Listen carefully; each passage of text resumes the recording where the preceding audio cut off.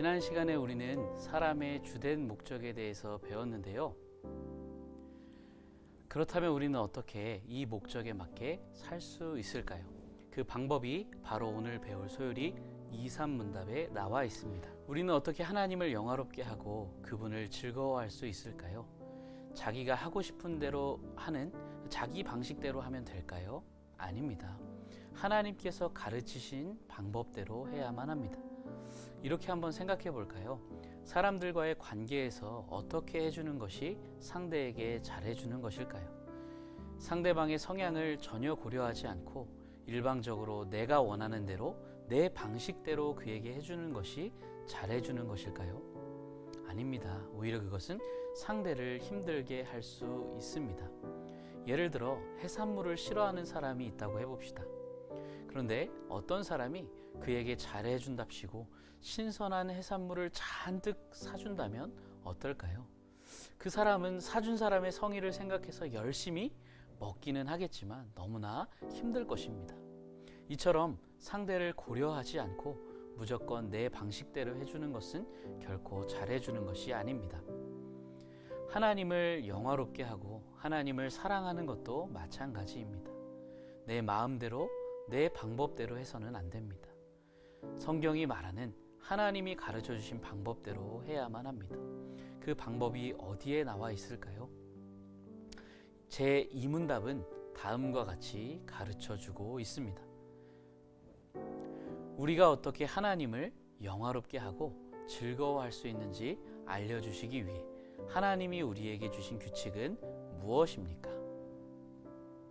우리가 어떻게 하나님을 영화롭게 하고 즐거워할 수 있는지 알려주는 유일한 규칙은 하나님의 말씀, 곧 구약과 신약 성경에 담겨있는 말씀입니다.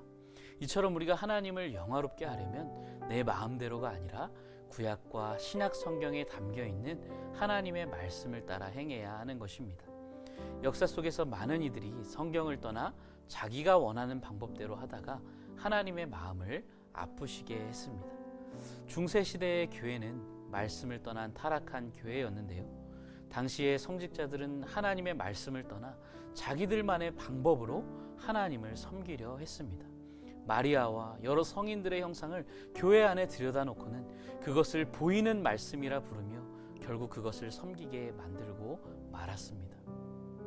이것은 하나님께 큰 죄악이었지요. 예배도 내 마음대로 내 방식대로 드리고 살아가는 것도 내 마음, 내 방식대로 한다면 우리는 결코 하나님을 영화롭게 할 수 없습니다.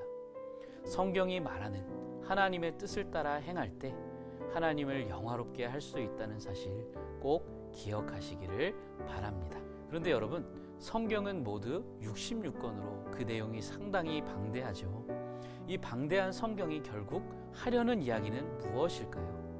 고맙게도 소요리 제3문답은 성경이 가르치려는 것이 무엇인지를 이렇게 요약하여 가르쳐 줍니다. 성경이 주로 가르치는 것은 무엇인가요? 성경이 주로 가르치는 것은 사람이 하나님에 관하여 무엇을 믿을 것인지와 하나님께서 사람에게 어떤 의무를 요구하시는가 하는 것입니다. 성경의 내용이 참 다양한데요. 성경이 가르치려는 것을 두 가지로 요약한다면 이렇다는 것입니다. 첫 번째로 성경은 하나님이 어떤 분이신지를 가르쳐주는 책입니다. 성경을 통해 어떤 인물의 위대함을 배우려는 사람들이 있는데요. 사실 그것은 바른 방향이 아닙니다. 왜 그럴까요? 성경은 아브라함이나 다윗과 같은 인물의 위대함을 보여주는 책이 아니라 바로 하나님이 어떠하신 분이신지를 보여주는 책이기 때문입니다. 성경은 하나님의 자기 계시입니다. 하나님은 성경을 통해 자신이 어떠한 존재인지 어떠한 분이신지를 드러내 보여주셨어요. 얼마나 위대하신지, 얼마나 정의롭고 공의로우신지, 얼마나 그 사랑이 풍성하신지 우리는 성경을 통해 하나님 그분을 알게 되는 것입니다. 두 번째로 성경은 하나님이 우리에게 무엇을 원하시는지, 즉 하나님의 뜻이 무엇인지를 가르쳐 줍니다. 하나님이 무엇을 기뻐하시는지, 슬퍼하시는지, 그래서 우리가 어떻게 살아가야 하는지가 성경에 나와 있는 것이죠. 이처럼 방대한 66권의 성경은 결국 하나님이 어떠한 분이시며 또한 그 하나님의 뜻이 무엇인지를 우리에게 가르쳐 줍니다. 우리가 내 마음, 내 방식대로가 아니라 바로 이러한 성경을 따라 살아갈 때 비로소 우리는 하나님의 이름을 높이고 그분을 사랑하는 삶을 살 수 있게 되는 것입니다. 그러므로 우리는 어떻게 해야 할까요? 성경을 부지런히 읽고 묵상하고 연구해야 할 것입니다. 성경을 통해 하나님을 알고 그분의 뜻을 알므로 인간을 지으신 하나님의 목적에 부합하게 살아가는 여러분들 모두가 되시기를 바랍니다. 오늘은 여기까지. 다음 시간에 만나요. 평안.